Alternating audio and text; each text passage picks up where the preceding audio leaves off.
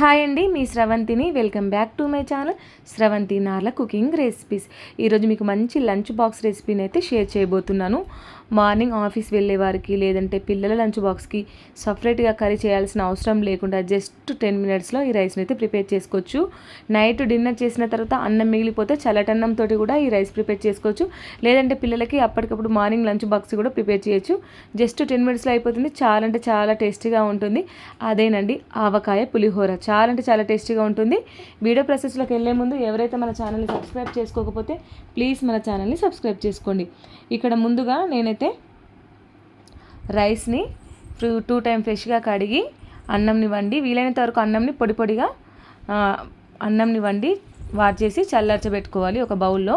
ఇలా మంచి పొడి పొడిగా అన్నాన్ని చల్లారబెట్టిన తర్వాత ఇప్పుడు ఇందులో మనం ఆవకాయని వేసేసి చక్కగా మంచిగా కలుపుకోవాలి. ఇలా మనం వేసేసి ఈ రైస్కి ఎంత పడితే ఆవకాయ అంత చక్కగా అయితే మనం కలుపుకోవాలి, బాగా మిక్స్ అయ్యేంత వరకు. ఇది చల్లటన్నంతో అయినా బాగానే ఉంటుంది, లేదంటే మార్నింగ్ బాక్స్లోకి వేడివేడిగా లంచ్ బాక్స్లో కూడా చాలా అంటే చాలా టేస్ట్గా ఉంటుంది. చూడడానికి సింపుల్గా ఉంటుంది కానీ టేస్ట్ అయితే చాలా బాగుంటుంది.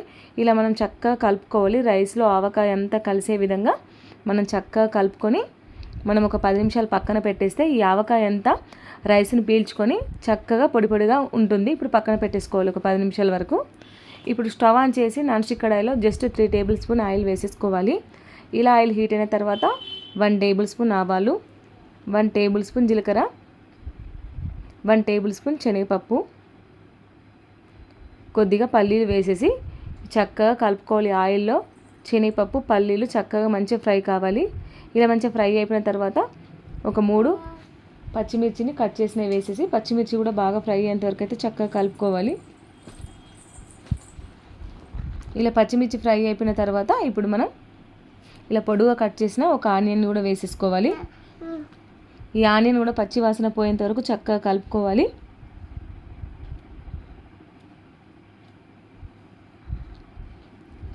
ఈ ఆనియన్ని తీసుకుంటూ చక్కగా కలుపుకోవాలి. మనం చూడండి ఇలా మంచి ఆనియన్స్ అన్ని దగ్గర పడిన తర్వాత ఇందులో 1 టేబుల్ స్పూన్ పసుపు కూడా వేసేసి మరొకసారి కలుపుకోవాలి.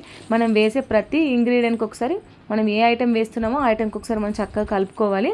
అలా కలపడంలోనే అంతా కలిసిపోతుంది.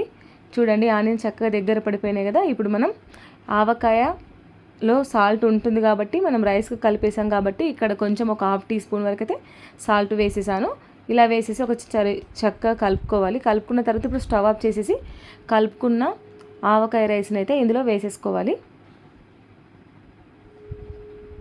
ఇలా వేసేసుకొని ఇప్పుడు చక్కగా బాగా కలిసే విధంగా మంచిగా కలుపుకోవాలి.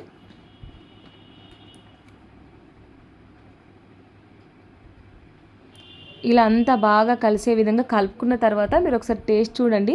ఆల్రెడీ ఆవకాయలో సాల్ట్ ఉంటుంది, కాకపోతే ఇప్పుడు పైనుంచి కొంచెం వేసాను కదా, మీరు టేస్ట్ చూడండి. మీకు ఇంకేమైనా పడితే అనిపిస్తే వేసేసి కలుపుకొని ఇప్పుడు స్టవ్ ఆన్ చేసి మంటని మీడియం ఫ్లేమ్లో పెట్టేసి 5-10 నిమిషాల వరకు రైస్ని వేడి చేసేసుకుంటే ఎంతో టేస్టీగా ఆవకాయ పులిహోర రెడీ. చాలా అంటే చాలా టేస్టీగా ఉంటుంది. జస్ట్ 5 మినిట్స్లో ప్రిపేర్ చేసుకోవచ్చు. మీరు తప్పకుండా ట్రై చేయండి. ఈ వీడియో కనుక నచ్చినట్టయితే లైక్ చేయండి, షేర్ చేయండి. మీరు చేసిన తర్వాత ఎలా వచ్చిందో కామెంట్ చేయండి. అలాగే వీడియోని మీ ఫ్రెండ్స్కి, మీ ఫ్యామిలీ మెంబర్స్కి, రిలేటివ్స్కి తప్పకుండా షేర్ చేయండి. ఎవరైతే మన ఛానల్ని సబ్స్క్రైబ్ చేసుకోకపోతే ప్లీజ్ మన ఛానల్ సబ్స్క్రైబ్ చేసుకోండి. బెల్ ఐకాన్ని ఆన్లో ఉంచండి. ఆన్లో ఉందా లేదా కూడా చెక్ చేసుకోండి. అంతేనండి. Thank you for watching. Bye.